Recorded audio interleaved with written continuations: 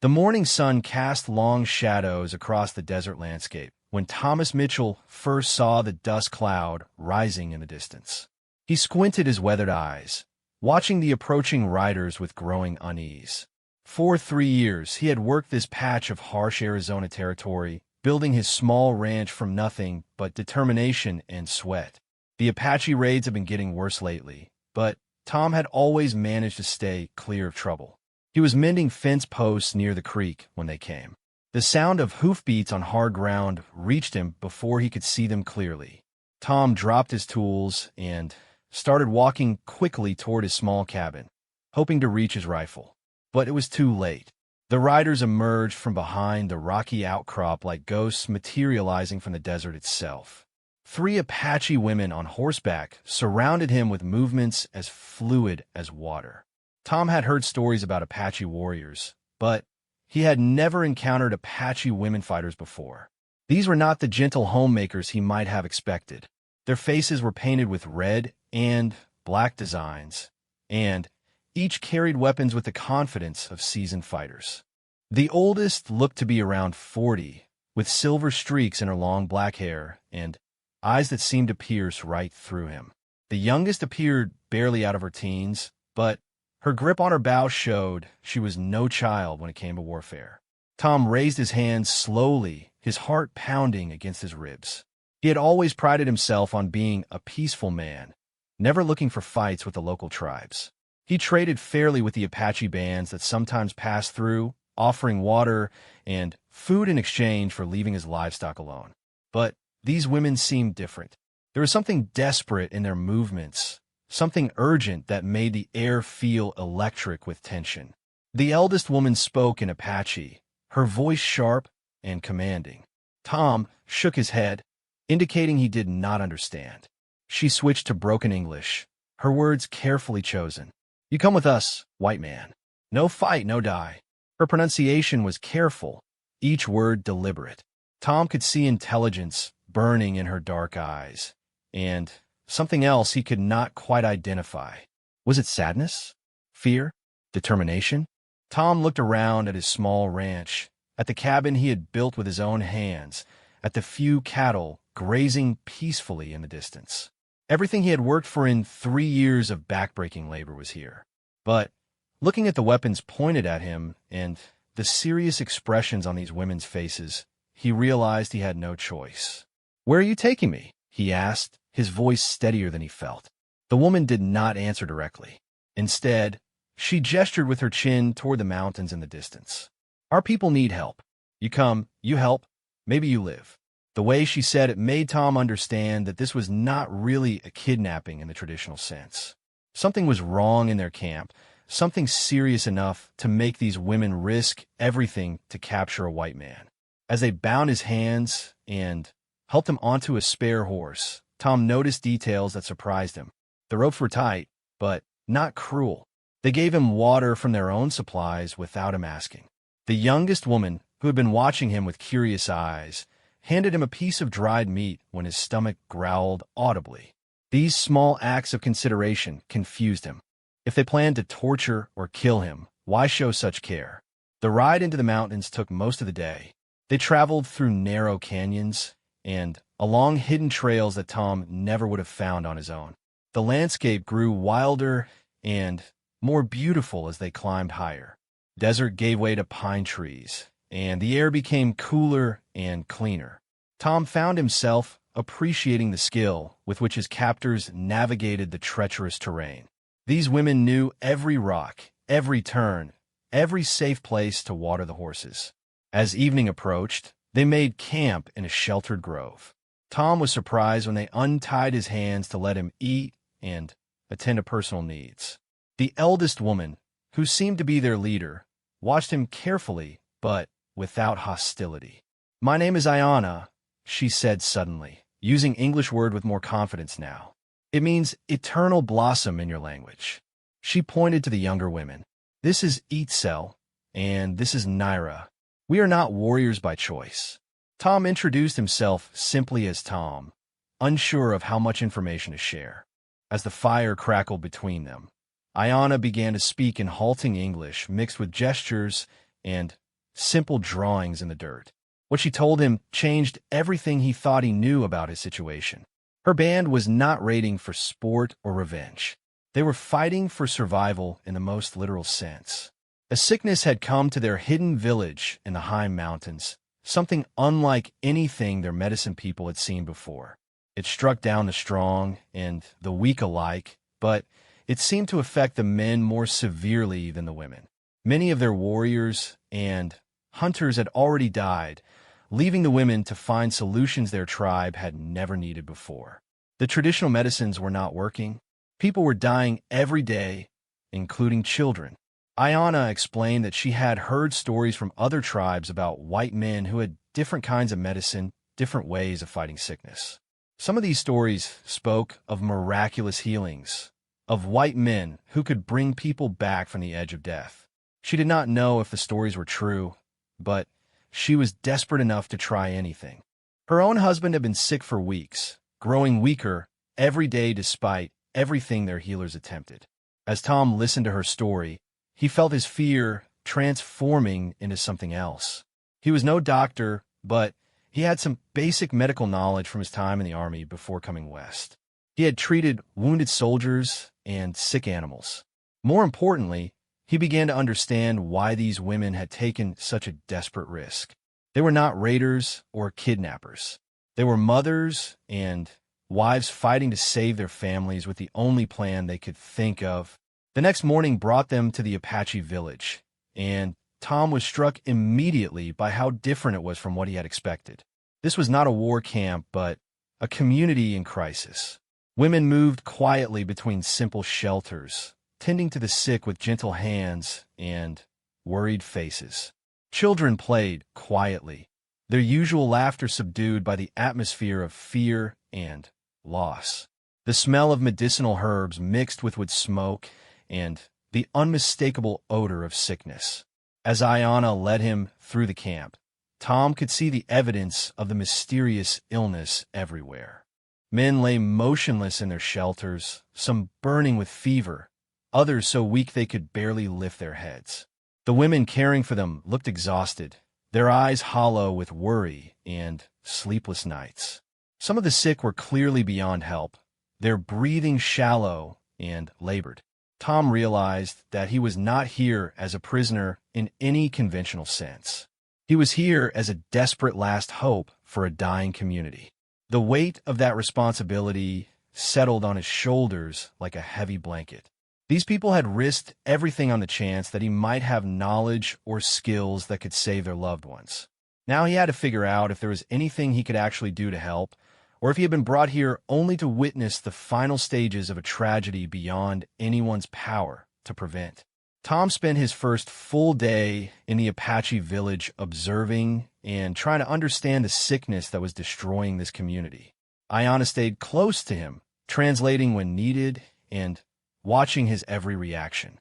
He could feel the eyes of the entire village on him, measuring his worth, hoping for miracles he was not sure he could provide.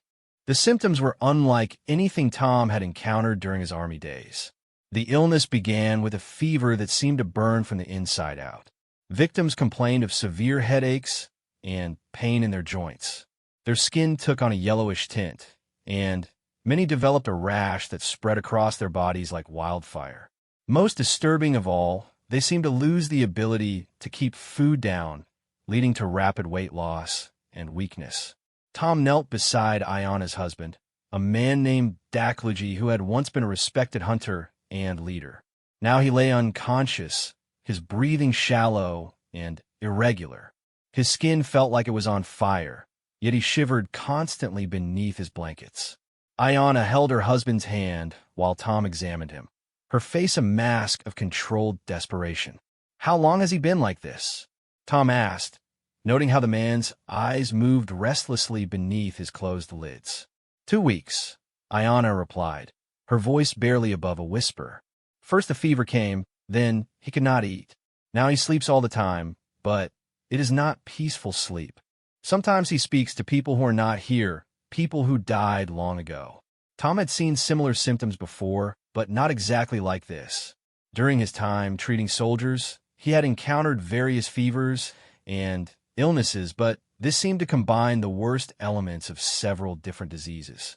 He began to suspect that the village was dealing with something that had been introduced from outside, possibly by contact with other settlements or through contaminated water sources.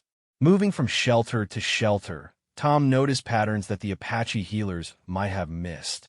The sickness seemed to have started in the area of the camp closest to the main water source. The first victims were all people who spent the most time near the creek that supplied the village with drinking water. Moreover, the illness appeared to be spreading in a specific direction, following the natural flow of water through the camp. Tom asked Ayanna to show him the water source, and what he found confirmed his growing suspicions. About a mile upstream from the village, he discovered the bloated carcass of a deer that had apparently died weeks earlier and fallen into the creek. The animal was in an advanced state of decay, and Tom could see signs that it had been sick before dying. The poison water had been slowly killing the Apache village, one person at a time. When Tom explained his discovery to Ayanna, she translated his findings to the other women leaders of the village. The response was immediate and intense. Some of the women began crying with relief at finally understanding their enemy. Others grew angry at themselves for not making the connection sooner. But Ayanna simply nodded grimly and asked the crucial question, "Can you heal our people now that we know the cause?" Tom wished he could give her a simple answer, but the truth was complicated. The contaminated water explained how the illness had spread, but the people who were already sick would need more than clean water to recover. He needed medicines he did not have, and some of the victims were so far advanced in their illness that even the best treatment might come too late. However, Tom did know some things that might help. During his army service, he had learned about treating various types of poisoning and infection. He knew which plants could be used to reduce fever and ease pain. More importantly, he understood the importance of cleanliness and proper care for the sick. The Apache healers had been doing their best, but they were working with traditional methods that were not designed for this type of crisis. Tom asked Ayanna to gather all the women who were caring for the sick. Through a translation, he explained what needed to be done immediately. First, everyone had to stop using water from the contaminated creek. They would need to find a new source or travel farther to get clean water. Second, all the sick people needed to be moved away from the contaminated area and given fresh air and clean spaces to recover. The women listened carefully to every word, asking detailed questions about each instruction. Tom was impressed by their intelligence and their willingness to try new approaches. These were not people stuck in old ways of thinking. They were practical survivors who would do whatever worked to save their families. The hardest part was explaining that some of the traditional treatments might actually be making things worse. The Apache healers had been giving the sick people various herbal mixtures, some of which contained ingredients that could be harmful to people who were already weakened by poisoning. Tom had to be very careful about how he presented this information, making sure not to disrespect the traditional knowledge while still encouraging necessary changes. Each cell, the youngest of his captors, surprised him by asking the most detailed questions about his proposed treatments. She had been helping care for her younger brother, who was among the sick children, and she wanted to understand exactly why Tom's methods might work better than what they had been trying. Her questions showed a sharp mind and a deep understanding of how different medicines affected the body. As the day progressed, Tom found himself working alongside the Apache women in ways that felt natural and cooperative. They treated him not as a prisoner, but as a consultant whose knowledge they desperately needed. In return, he learned from their deep understanding of local plants and their careful observations about how different people responded to various treatments. Naira, the third woman who had captured him, revealed that she had been studying the sickness more carefully than anyone else. She had been keeping detailed mental records of who got sick when, how the symptoms progressed, and which treatments seemed to help or hurt. Her information proved invaluable in understanding exactly how the contamination had spread through the village. By evening, they had developed a plan that combined Tom's medical knowledge with the women's practical skills and local expertise. They would establish a clean area upwind from the village where the sickest patients could be moved. They would prepare new medicines using plants that Tom knew could help with poisoning and fever. Most importantly, they would implement strict rules about water sources and food preparation to prevent anyone else from getting sick. As they worked together to implement these changes, Tom began to see these Apache women in a completely different light. They were not primitive people clinging to outdated traditions. They were intelligent, adaptable leaders who were willing to try anything that might save their community. Their decision to capture him had been born not of hostility toward white settlers, but of a desperate love for their families and their people. That night, as Tom sat by the fire with Ayanna and the other women, he realized that something fundamental had changed in their relationship. They no longer saw him as just a white man who might have useful knowledge. They were beginning to see him as someone who genuinely cared about helping their people recover. In return, Tom was discovering that these Apache women possessed a depth of wisdom and strength that challenged everything he had believed about their culture. The real test would come in the following days, as they tried to implement their new treatment plan.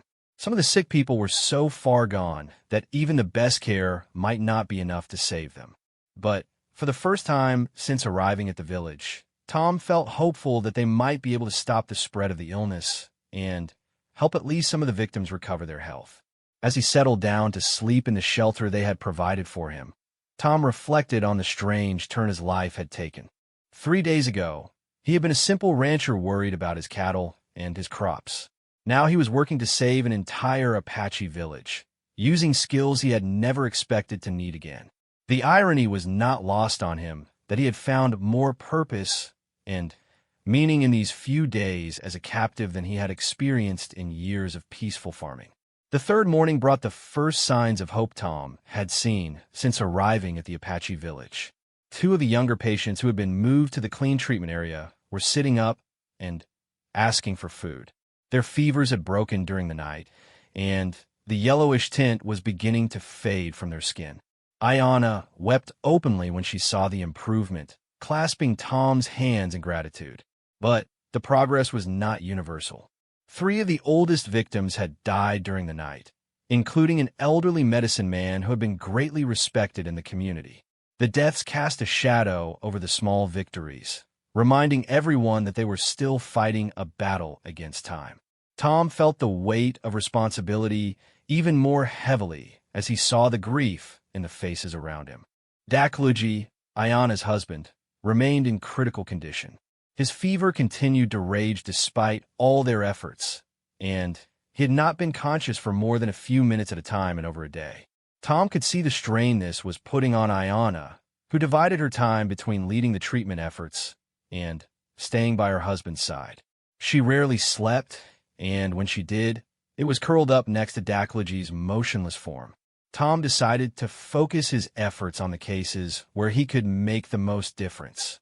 Working with Itzel and Naira, he established a system for treating patients based on how severe their symptoms were. The mildest cases received basic supportive care and clean water. Moderate cases got herbal medicines that Tom had learned to prepare from local plants. The most severe cases required constant attention and combinations of treatments that had to be carefully monitored. The work was exhausting, but Tom found himself energized by the cooperation he was receiving from the Apache women. They had accepted his methods not blindly, but after careful consideration and discussion. When they disagreed with something he suggested, they explained their concerns clearly and offered alternatives. This collaborative approach produced better results than either traditional Apache medicine or Tom's Army medical experience could have achieved alone. Itzel proved to be especially gifted at preparing the plant-based medicines. She had an intuitive understanding of how different herbs affected the body, and she quickly learned to modify Tom's recipes to make them more effective for individual patients. Her younger brother was among those showing steady improvement, which gave her additional motivation to perfect the treatments. Naira took charge of organizing the logistics of care. She created schedules to make sure every patient was checked regularly, established a system for tracking which treatments were working for each person, and coordinated with the other women to ensure that supplies and food were distributed fairly. Her organizational skills were remarkable, and Tom realized that she would have made an excellent military officer if she had been born into different circumstances. As the days passed, Tom began to learn more about the individual stories behind the crisis. The Apache band was smaller than he had initially realized, consisting of about 60 people, including children. They had been living peacefully in their mountain village for several years, avoiding conflicts with both white settlers and other tribal groups. The contaminated water had struck them just as they were preparing for their annual harvest celebration, turning what should have been a time of joy into a period of mourning and fear. Many of the women caring for the sick had lost husbands, fathers, or brothers to the illness. Yet they continued working tirelessly to save whoever they could. Tom was particularly moved by a young mother named Chenoa, who had lost her husband but continued caring for other people's sick children while raising her own infant daughter. Her strength and compassion reminded Tom of the best qualities he had seen in people during wartime. The children in the village were dealing with the crisis in their own ways. Some of the older ones helped with simple tasks like carrying water and gathering firewood. The younger children played quietly, sensing that loud games were not appropriate during such a serious time. Tom noticed that they often gathered around the recovering patients, as if their presence could somehow speed the healing process. One afternoon, as Tom was checking on patients in the treatment area, an unexpected visitor arrived at the village. A young Apache warrior named Geronimo rode in alone, having traveled from a band that lived several days' journey to the south. Word of the sickness had reached his people, and he had come to offer assistance and to gather information about what had caused the illness. Tom felt nervous about meeting this warrior, knowing that Apache men might not be as willing as the women to accept help from a white captive. But Geronimo surprised him by showing immediate interest in the treatment methods that were being used. He asked detailed questions about the contaminated water source and wanted to understand exactly how Tom had identified the problem. Through Ayana's translation, Geronimo explained that his own band had experienced a similar, but less severe illness the previous year. They had eventually recovered, but they had never understood what had caused the sickness or how to prevent it from happening again. The information Tom provided about water contamination could help protect other Apache communities from similar disasters. This conversation marked a turning point in Tom's relationship with the village. Word spread quickly that he had shared potentially life-saving knowledge with Geronimo, even though this information could have been kept secret and used as a bargaining chip for his freedom. The gesture was seen as proof that Tom genuinely cared about Apache welfare rather than just trying to save his own life. Geronimo stayed for 3 days, learning everything he could about identifying and treating waterborne illnesses. Before leaving, he spoke privately with Tom through Ayana's translation. "You have shown honor and wisdom," he said. "Our people will remember this. When you wish to return to your ranch, I will make sure you travel safely through all Apache territories." But Tom found himself reluctant to think about leaving. The work he was doing felt more important than anything he had accomplished in his 3 years of ranching. Moreover, he was developing genuine friendships with people he had initially feared. The relationships with Ayana, Itzel, and Naira had evolved far beyond the circumstances of his capture. They had become partners in a mission to save lives and preserve a community. The biggest breakthrough came on Tom's 7th day in the village. Dakloji opened his eyes and spoke his wife's name clearly for the first time in weeks. His fever had finally broken, and although he was still very weak, he was able to drink water and keep down small amounts of food. Ayana's joy was infectious, spreading throughout the entire village as people realized that even the most severe cases could potentially recover. That evening, the village held a small ceremony to honor the progress they had made. It was not a celebration because too many people had been lost and others were still fighting for their lives. But it was a recognition that they had survived the worst of the crisis and that their community would continue to exist. Tom was invited to participate in the ceremony, an honor that made him understand how completely his role had changed from captive to respected community member. As he sat around the fire, listening to Apache songs and watching traditional dances performed by those who were healthy enough to participate, Tom realized that his kidnapping had become something entirely different from what anyone had originally intended. He was no longer a prisoner, hoping to escape. He was a member of this community, committed to helping them rebuild their strength and health. The question now was not whether he would be allowed to leave, but whether he would choose to go. His small ranch seemed insignificant compared to the work he was doing here.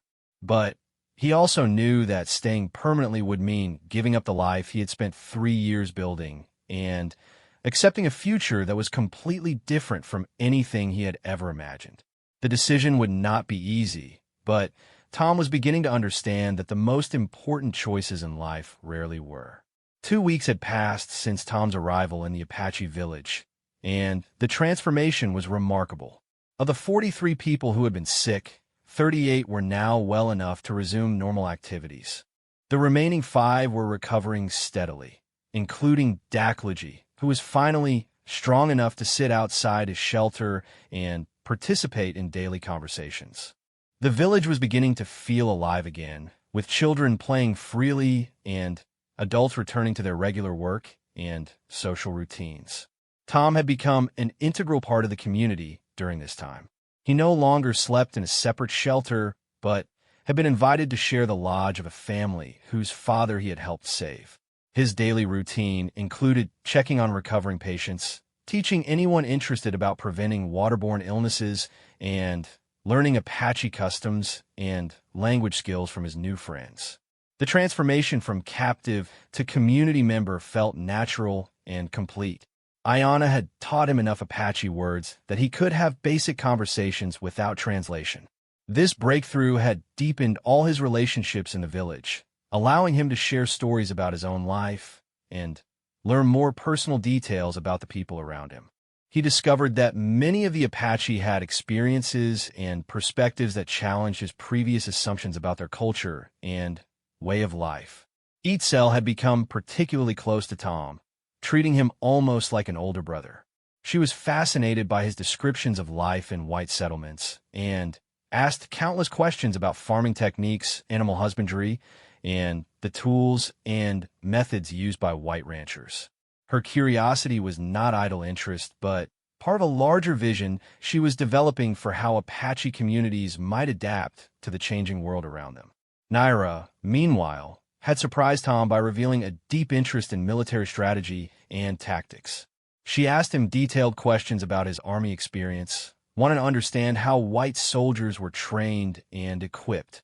Her questions made Tom realize that the Apache were thinking seriously about their long-term survival in a region where conflicts with white settlers were becoming more frequent and intense. The most significant change was in Tom's relationship with Ayanna herself. As her husband recovered and resumed his leadership role in the village, Ayanna was able to step back from crisis management and spend time getting to know Tom as a person rather than just as a potential solution to their medical emergency. What she discovered was a man whose values and character were more compatible with Apache culture than either of them had expected. Tom learned that Ayanna was not just a devoted wife and community leader, but also a gifted storyteller and keeper of tribal history. She spent long evenings teaching him about Apache traditions, explaining the spiritual beliefs that guided their relationship with the land and with each other. Her stories helped Tom understand why this particular band had chosen to live peacefully in their mountain village rather than joining the more aggressive Apache groups that were fighting white expansion in other parts of the territory. These conversations often took place during the evening hours when the day's medical work was done and the village settled into its nighttime routines. Tom found himself looking forward to these talks with anticipation that surprised him. Ayanna's intelligence and wisdom were matched by a gentle sense of humor that made even serious topics feel approachable and engaging. He began to understand why she had been chosen to lead the desperate mission to capture him. But as Tom grew more comfortable in the Apache village, he also became more aware of the larger tensions surrounding their peaceful existence. Geronimo had brought news that conflicts between Apache bands and white settlers were escalating throughout the region. Military patrols were becoming more frequent and more aggressive. Some Apache groups were being forced onto reservations, while others were fighting increasingly desperate battles to maintain their traditional territories. This information forced Tom to confront difficult questions about his own situation. If he stayed with the Apache village, he might eventually find himself on the wrong side of a military conflict with his own people. If he returned to his ranch, he would be leaving behind a community that had come to depend on his skills and knowledge. Moreover, he would be going back to a solitary life that now seemed empty compared to the rich relationships he had developed among the Apache. The decision became more pressing when a messenger arrived with news that a cavalry patrol had been asking questions about a missing white rancher in the area near Tom's property. The soldiers were apparently investigating his disappearance and had already visited his ranch. It was only a matter of time before they expanded their search into the mountains where the Apache village was located. Daklogy, now recovered enough to participate in important discussions, called a council meeting to decide what should be done about Tom's situation. The conversation was conducted primarily in Apache, but Tom was able to follow the general direction of the debate. Some villagers argued that keeping Tom any longer would put the entire community at risk of military retaliation. Others maintained that Tom had earned the right to stay if he chose to do so, regardless of external pressures. Ayanna served as Tom's advocate during the discussion, explaining how valuable his medical knowledge could be for the village's long-term health and safety. She also pointed out that Tom had demonstrated loyalty and good character under difficult circumstances, qualities that made him worthy of trust and respect. Her arguments carried significant weight because of her role in the successful treatment of the illness and her reputation as a wise counselor. Itzel and Naira also spoke in favor of allowing Tom to make his own choice about staying or leaving. They argued that forcing him to go against his will would be just as wrong as keeping him against his will had been initially. Their perspective represented a younger generation of Apache who were thinking creatively about how to build relationships with sympathetic whites who might serve as allies in the difficult times ahead. The most compelling argument came from an unexpected source. Chenoa, the young widow who had lost her husband to the illness, stood up to address the council. Through tears, she explained how Tom's care had saved her youngest child's life when all traditional treatments had failed. She said that in her family's tradition, someone who saved a child's life became a permanent member of their kinship group, with all the rights and protections that relationship implied. When the council asked Tom to speak for himself, he found the words coming with difficulty. He had been thinking about this moment for days, but now that it had arrived, the emotional weight of the decision felt overwhelming. He explained that his time in the village had changed his understanding of what it meant to live a meaningful life. His ranch had provided him with security and independence, but his work in the Apache community had given him a sense of purpose he had never experienced before. Tom also acknowledged the risks involved in staying. If cavalry patrols discovered the village, his presence could be seen as evidence that the Apache were holding white captives, potentially justifying harsh military action against the entire community. He could not ask people who had shown him such kindness to accept that level of danger on his behalf. The solution that emerged from the council discussion was both practical and creative. Tom would return to his ranch to reassure the military authorities that he was safe and had not been harmed by Apache raiders. However, he would also establish a regular pattern of visits to the village, bringing medical supplies and continuing to provide healthcare services to the community. This arrangement would allow him to maintain his ties to both worlds while reducing the political risks for everyone involved. Ayanna was designated as the primary contact for coordinating these ongoing visits. She would be responsible for getting messages to Tom when medical emergencies arose and for ensuring that his trips to the village could be conducted safely. The relationship they had developed would continue to grow, but within a framework that acknowledged the complex realities of the world they lived in. As the council meeting ended and people began to drift back to their evening routines, Tom felt both sad and relieved about the decision that had been reached. He would not have to choose definitively between his two worlds, but he also would not be able to fully commit to either one. It was a compromise that reflected the complicated nature of relationships between Apache communities and white settlers during a time of increasing conflict and change. That night, as Tom prepared for what might be his last sleep in the Apache village for some time, he reflected on how much his life had changed in just 2 weeks. He had arrived as a terrified captive and was leaving as a trusted friend and valued community member. The experience had taught him that understanding between different peoples was possible, but it required courage, openness, and mutual respect that was often difficult to maintain in the face of larger political and social pressures.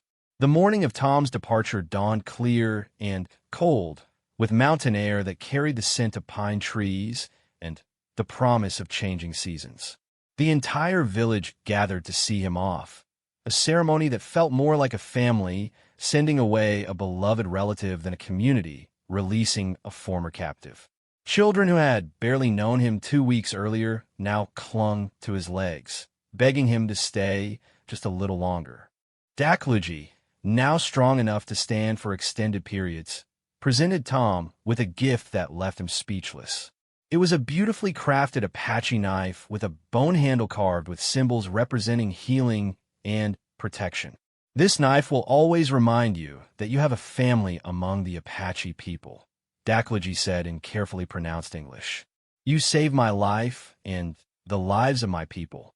That debt can never be fully repaid. Ayana had prepared supplies for his journey home, including dried meat, water, and herbal medicines that he could use to treat sick animals or people he might encounter along the way. But more importantly, she had written out detailed instructions in both Apache and broken English for treating the type of waterborne illness that had nearly destroyed their village. This information could potentially save other communities if similar outbreaks occurred in the future. Itzel surprised Tom by announcing that she wanted to learn more about the white world that lay beyond the mountains. She asked if she could visit his ranch sometime to see how white people farmed and raised livestock. Her request was both touching and concerning, since such a visit would be dangerous for a young Apache woman traveling through territory that was becoming increasingly hostile to her people. Naira's farewell was more practical, but equally meaningful. She had spent the previous evening teaching Tom basic Apache phrases that would help him communicate with other bands he might encounter during his travels. She also shared information about safe routes through Apache territory and warned him about areas where tensions with white settlers were particularly high. The most difficult goodbye was with Ayana herself. Their friendship had developed into something deeper than either had expected, a connection that transcended the cultural and racial barriers that divided their peoples. They had spent many hours talking about their dreams for the future, sharing stories about their past experiences, and discovering unexpected similarities in their values and perspectives. "I will miss our evening conversations," Ayana said simply, her words carrying emotions that neither of them felt comfortable expressing more directly. "You have taught me much about the white world, and I hope I have helped you understand something about ours." Tom assured her that their friendship would continue despite the physical distance that would separate them. He promised to return within a month, bringing medical supplies and news from the outside world. More importantly, he committed to using his position as a white rancher to speak truthfully about Apache people whenever opportunities arose, countering the negative stereotypes and hostile attitudes that made peaceful coexistence so difficult. The journey back to his ranch took most of the day, following trails that were already becoming familiar to him. Tom traveled alone at his own insistence, despite offers from several Apache warriors to escort him partway. He wanted to avoid any possibility that his return might be seen as evidence of ongoing contact between the village and white settlers. As he rode through the desert landscape toward his small cabin, Tom found himself seeing the familiar terrain with new eyes. The harsh beauty of the land that had once seemed empty and hostile now, appeared rich with possibilities for people who understood how to live in harmony with its rhythms and resources. His time with the Apache had taught him that survival in this challenging environment required cooperation, wisdom, and respect for natural cycles. His ranch looked smaller and more isolated than he remembered. The cattle were healthy, and the cabin was undisturbed, but everything seemed somehow diminished after the vibrant community life he had experienced in the Apache village. The silence that had once brought him peace now felt lonely and incomplete. The next morning brought the cavalry patrol that everyone had expected. Captain Williams and 6 soldiers arrived shortly after sunrise, conducting what they described as a routine investigation into reports of Apache raiding in the area. Tom was ready for their questions and answered them honestly but carefully, explaining that he had been away from his ranch checking on distant water sources and had not encountered any hostile Indians. Captain Williams seemed satisfied with Tom's explanation, but he also shared information that made Tom's stomach tighten with worry. Military authorities were planning increased patrols throughout the region, and there was talk of establishing a permanent fort somewhere in the mountains. The peaceful existence that the Apache village had enjoyed for years was likely to become much more difficult to maintain. After the soldiers left, Tom began planning his first return visit to the village. He would need to bring warning about the increased military activity, along with whatever medical supplies he could gather without attracting attention. He also wanted to bring gifts for the children and tools that might help the community become more self-sufficient in treating future medical emergencies. But the return visit would have to wait. 3 days after the cavalry patrol, Tom received an unexpected visitor who would complicate all his plans. A white woman named Sarah Henderson arrived at his ranch, explaining that she was a missionary who had been working with Apache communities in other parts of the territory. She had heard rumors about a white man who had been helped by Apache healers, and she wanted to learn more about their medical practices. Sarah's presence created a dilemma for Tom. She seemed genuinely interested in building positive relationships with Apache people, and her medical training could potentially be valuable to the village. However, bringing any additional white person into contact with the community would increase the risks for everyone involved.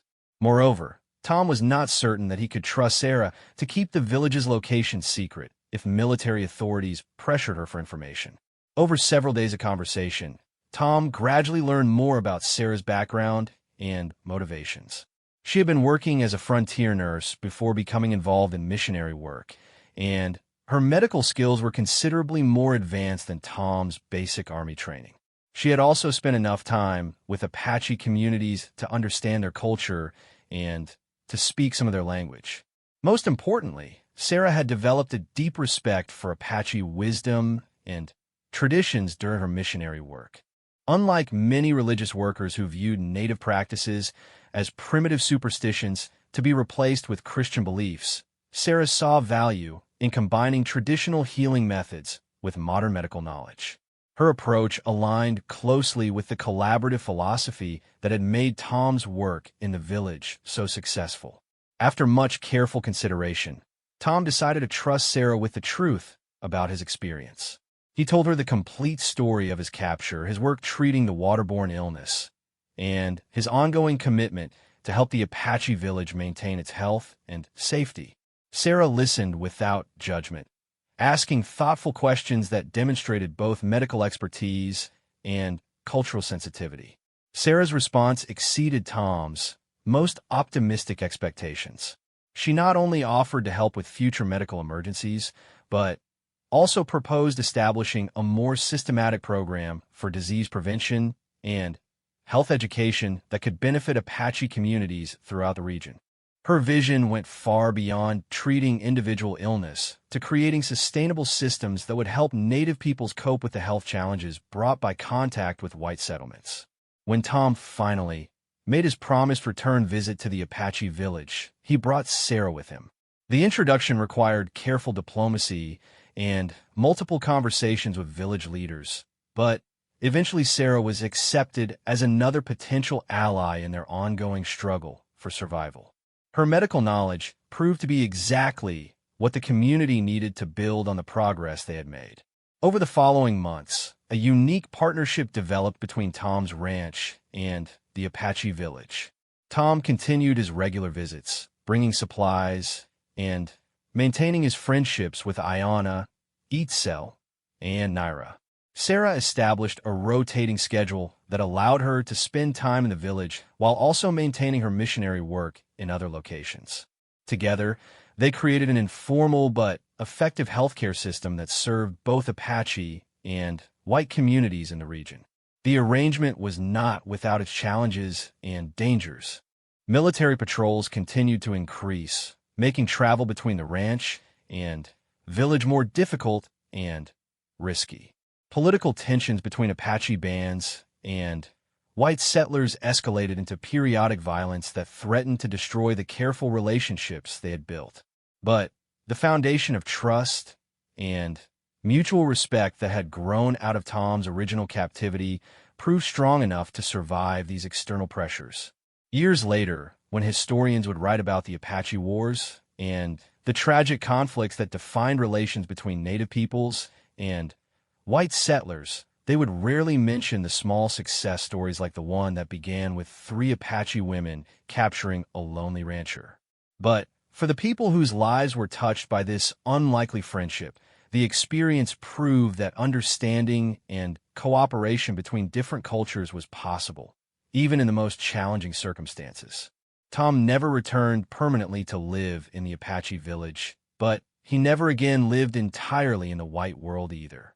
His identity became something new and unique, shaped by experiences that bridged 2 cultures and by relationships that transcended the artificial boundaries created by fear and prejudice. In the end, his greatest discovery was not how to treat a particular illness or prevent a specific type of disaster, but how to build connections that honored the best qualities in all people, regardless of the color of their skin or the traditions they followed. The knife that Dakloji had given him remained on his mantle until the day he died, a tangible reminder of the time when 3 brave women had kidnapped a stranger and transformed him into a member of their family. It was a transformation that had saved not just individual lives, but had created possibilities for understanding that would influence generations to come.